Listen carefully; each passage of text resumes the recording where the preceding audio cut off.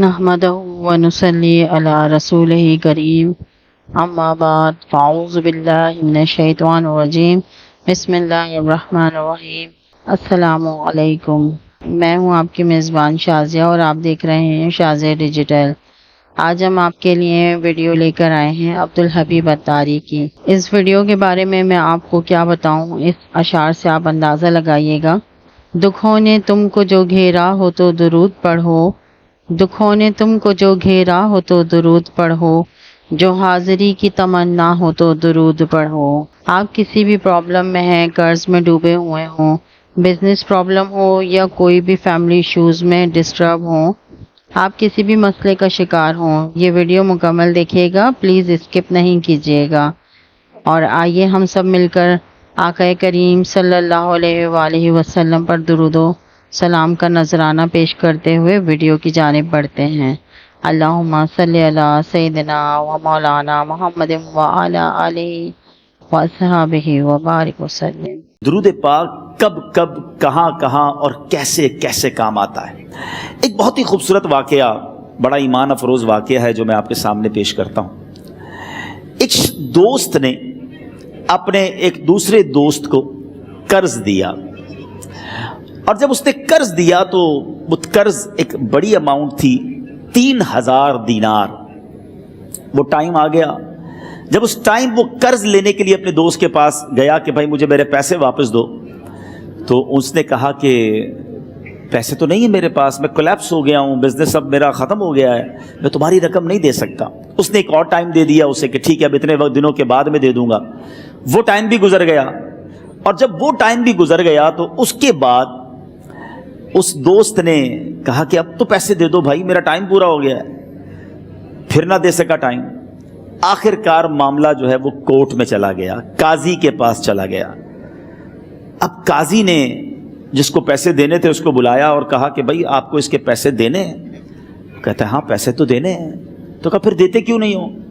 کہا پیسے ہیں ہی نہیں، کاروبار ہی ختم ہو گیا ہے، قرضہ تو لیا تھا، اب میرے پاس بچا ہی کچھ نہیں ہے۔ تو کہا اچھا اب یہ بتاؤ کہ کب دو گے، کیسے دو گے؟ اس نے کہا بس میرے پاس پیسے ہی نہیں ہیں۔ تو کہا اب تمہارے پاس 30 دن کا ٹائم ہے، 30 ڈیز میں یا تو اس کے پیسے لوٹا دو یا 30 دن کے بعد تمہیں قید کر دیا جائے گا۔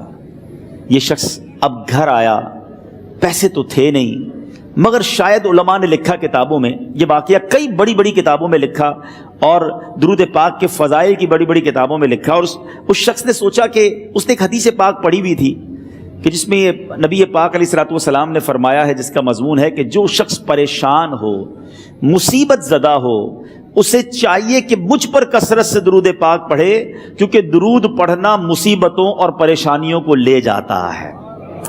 اب اس عاشق رسول نے سوچا اور تو کچھ ہے نہیں، اب میں درود پاک پڑھنا شروع کرتا ہوں۔ صبح سے لے کر شام تک وہ درود پاک پڑھنے لگ گیا۔ 27 دن گزر گئے، only 3 days left، 3 دن باقی تھے قاضی کے پاس جانے میں۔ 27 دن گزر گئے درود پڑھتے پڑھتے۔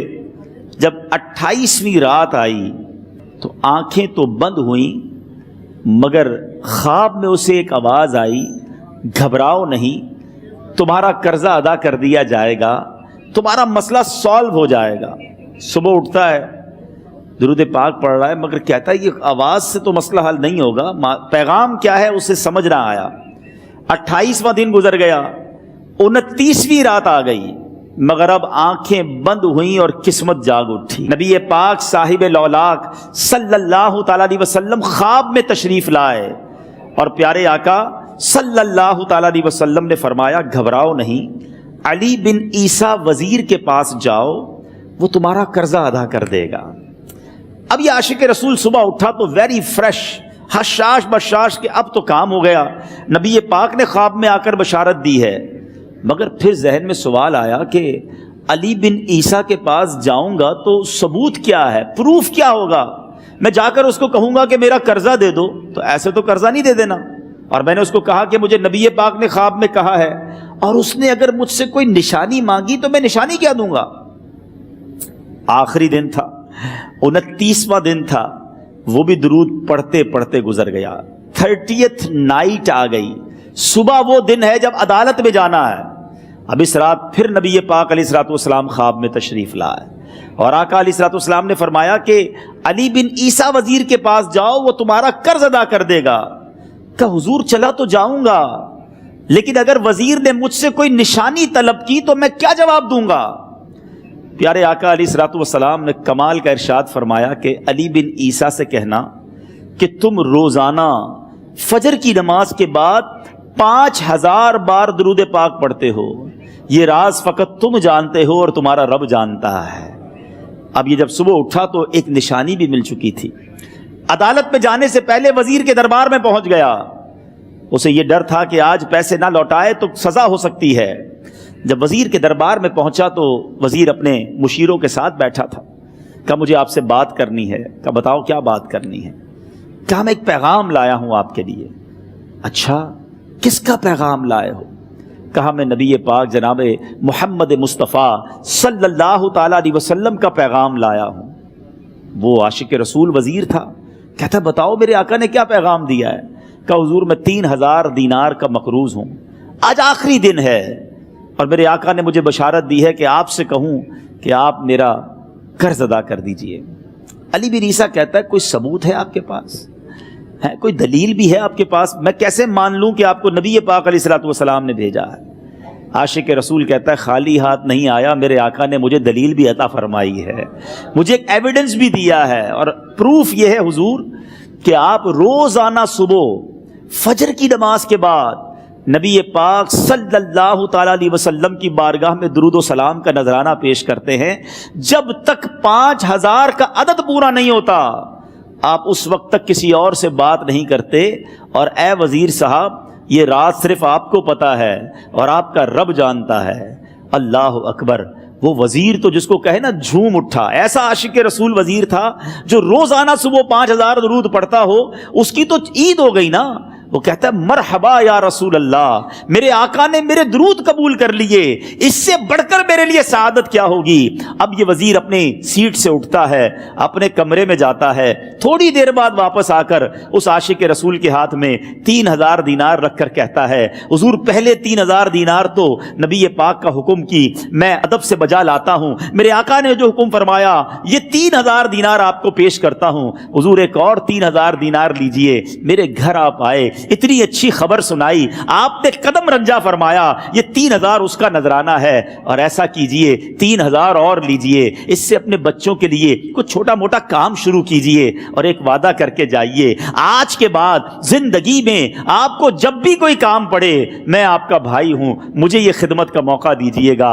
اللہ اکبر! وہ مقروض جو ایک رات پہلے 3000 دینار کا مقروض تھا، ہو سکتا ہے اس کے بیک آف مائنڈ یہ بھی چل رہا ہو کہ اب شاید کل میں نے جیل میں جا کر عدالت میں جا کر گرفتاری دے کر جیل میں جانا ہے، مگر اب 9000 دینار ہاتھ میں ہیں۔ عاشق رسول جھومتا ہوا نبی پاک کی یاد میں گھومتا ہوا اب عدالت میں پہنچا۔ عدالت میں everybody expecting over there کہ آج اس نے آنا ہے اور آ کر کہنا یہی ہے کہ پیسے تو نہیں ہیں، گرفتار کر لو، مگر جا کر اس عاشق رسول نے 3000 دینار جج صاحب کے ہاتھ میں رکھ دیے۔ قاضی کہتا ہے پہلے تو یہ بتاؤ پیسے آئے کدھر سے؟ تم تو کہتے تھے غریب ہوں، تم تو کہتے تھے کاروبار نہیں ہے، ایک مہینے میں اتنی بڑی رقم کا انتظام کیسے ہو گیا؟ سبحان اللہ! اس عاشق رسول نے گویا زبان حال سے یہ کہا ہوگا کہ یہ تو کرم ہے ان کا، ورنہ مجھ میں تو ایسی بات نہیں، اتنا دیا سرکار نے مجھ کو، اتنی میری اوقات نہیں۔ اس نے وہ پورا واقعہ بھری عدالت میں سنا دیا۔ اللہ اکبر! میرے پیارے اسلامی بھائیوں ذرا سوچو پہلے زمانے میں کیسے عاشقان رسول ہوا کرتے تھے، وہ جج وہ قاضی بھی کیسا سرکار علیہ الصلوۃ والسلام کا عاشق تھا۔ اپنی سیٹ سے اٹھتا ہے، بھرے دربار میں بھری عدالت میں وہ اپنے چیمبر میں اپنے کمرے میں جاتا ہے، اور تھوڑی دیر بعد واپس آ کر اس کے ہاتھ میں بھی 3000 دینار ہیں، اور وہ 3000 دینار جو ہے وہ اس عاشق رسول کے ہاتھ میں رکھتا ہے کہ سارا ثواب علی بن عیسیٰ کیسے لے جائے، میں بھی تو نبی پاک کا غلام ہوں، میں تمہارا قرضہ میں ادا کرتا ہوں۔ اچھا اب ایک اور عجیب سینیریو یہ بن گیا کہ جس نے کیس کیا تھا، جس نے دعویٰ کیا تھا، وہ بھی یہ سارا منظر دیکھ رہا تھا۔ کہتا ہے جج صاحب ذرا رکیے، میں بھی اپنے آقا کا امتی ہوں، اور ایک کام کیجئے، قلم کاغذ منگوائیے، اس عاشق رسول کا قرضہ ہی میں معاف کر دیتا ہوں۔ اچھا، اب عاشق رسول نے وہ واپس 3000 دینار جو جج صاحب نے دیے تھے، وہ واپس جج صاحب کو دیے کہ حضور یہ پیسے آپ ہی رکھ لیں، قرضہ ہی معاف ہو گیا، اب آپ کے پیسے کا میں نے کیا کرنا ہے؟ جج صاحب کہتے ہیں جو پیسے نبی پاک کے نام پر نکالے ہیں اب مجھے واپس نہیں چاہیے، یہ بھی تم اپنے ساتھ لے جاؤ۔ اللہ اکبر۔ میرے میٹھے اسلامی بھائیوں، وہ عاشق رسول ایک رات پہلے 3000 دینار کا مقروض ہے، اب 12000 دینار لے کر گھر کو واپس جا رہا ہے۔ اس ایک واقعے کے اندر جو ہم سب کے لیے درس ہے، جو ہم سب کے لیے پیغام ہے، شاعر لکھتے ہیں نا، دکھوں نے تم کو جو گھیرا ہو تو درود پڑھو، دکھوں نے تم کو جو گھیرا ہو تو درود پڑھو، جو حاضری کی تمنا ہو تو درود پڑھو۔ آج ہم بہت ساری پرابلمز میں ہوتے ہیں، یہاں بھی ہو سکتا ہے میرا کوئی بھائی بیمار بیٹھا ہو، کوئی قرضے میں ڈوب گیا ہو، کسی کا کوئی بزنس پرابلم چل رہا ہو، کوئی فیملی ایشو میں ڈسٹرب ہو، آپ کسی بھی پرابلم میں ہیں، خدا کی قسم درود پاک ایسا وظیفہ ہے۔ لوگ بہت سارے وظائف پوچھتے رہتے ہیں، بہت سارے جناب وظائف کے بارے میں معلومات کرتے رہتے ہیں، سچی بات یہ ہے ہر درد کی دوا ہے صلی علی محمد، ہر درد کی دوا ہے صلی علی محمد، تعویذ ہر بلا ہے صلی علی محمد۔ تو خدا را اپنی زندگی میں درود پاک کو شامل کر لیجئے، اور آپ بلیو کریں جب آپ نے کثرت سے درود پاک پڑھنے شروع کر دیے، آپ اپنی آنکھوں سے دیکھیں گے آپ کے پرابلم دور ہو رہے ہیں، آپ کی صحت اچھی ہو رہی ہے، آپ کے قرضے اترنے شروع ہو گئے ہیں، روزگار میں آپ کے برکت ہونا شروع ہو جائے گی، آپ کے چہرے پہ نور آنا شروع ہو جائے گا، آپ کی زبان میں اثر آنا شروع ہو جائے گا۔ صلو علی الحبیب صلی اللہ تعالی علی محمد۔ مجھے اپنی اور ساری دنیا کے لوگوں کی اصلاح کی کوشش کرنی ہے۔ مجھے امید ہے آپ لوگوں کو یہ ویڈیو ضرور پسند آئی ہوگی۔ صدقہ جاریہ سمجھ کر اس ویڈیو کو آگے ضرور شیئر کریں، لائک کریں، سبسکرائب کریں، اور اچھی اچھی ویڈیو دیکھنے کے لیے ہمارے چینل کو ضرور فالو کریں، اور ملتے ہیں انشاءاللہ نئی آنے والی ویڈیو کے ساتھ۔ اپنا بہت سارا خیال رکھیے گا۔ اللہ حافظ۔